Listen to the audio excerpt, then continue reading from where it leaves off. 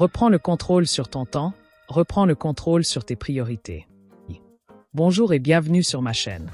Le temps est certainement la ressource la plus précieuse de l'univers, et pourtant, tu le gaspilles sans compter, parfois de façon inconsciente.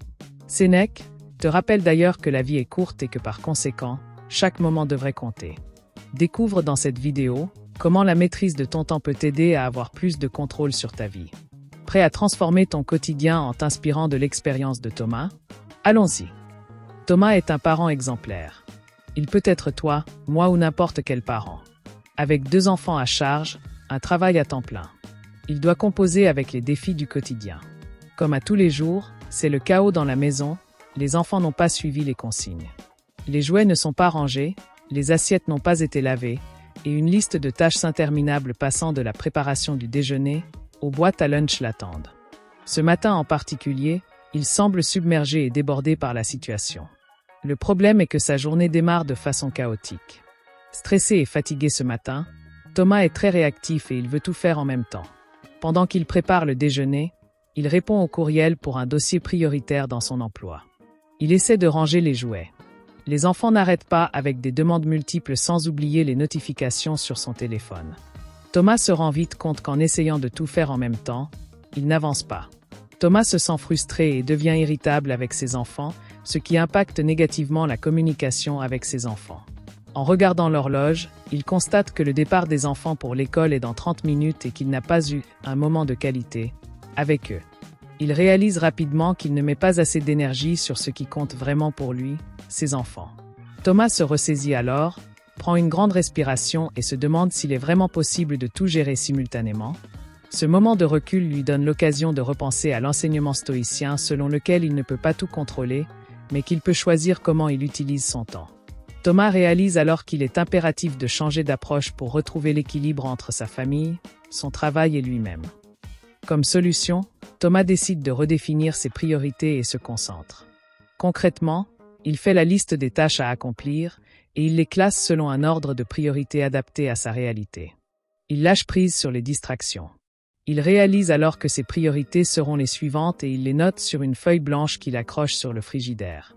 Première priorité, passer du temps de qualité avec mes enfants. Deuxième priorité, accomplir une tâche importante au travail. Troisième priorité, prendre soin de moi-même.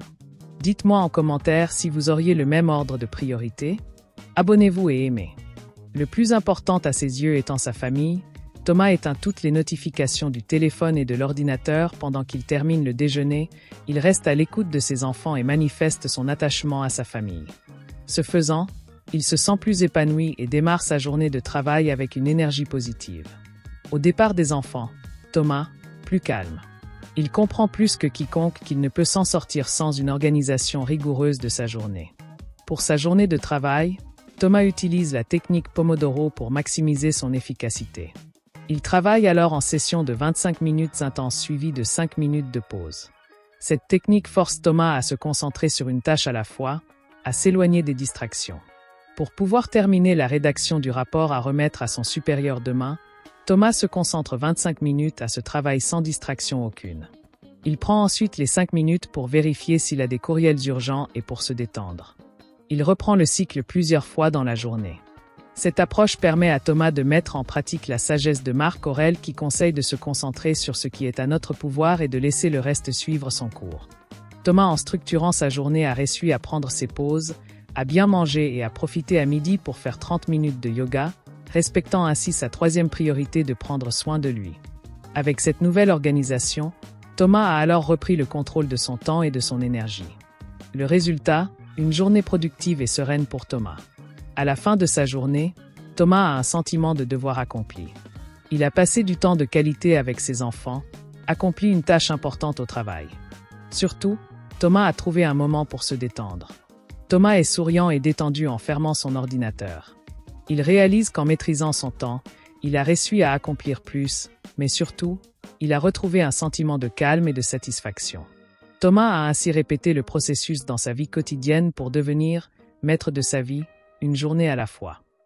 Il a appris à gérer son stress, à organiser ses journées en suivant la maxime d'Épictète selon laquelle ce n'est pas ce qui arrive qui compte, mais comment tu y réagis. Pour conclure, En suivant l'exemple de Thomas, tu peux reprendre le contrôle de ton temps et de ta vie. Commence par identifier ce qui compte vraiment pour toi. Il est important d'éliminer les distractions et de te concentrer à l'essentiel.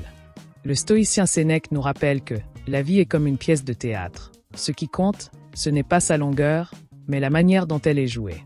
À toi de choisir les scénarios du théâtre de ta vie.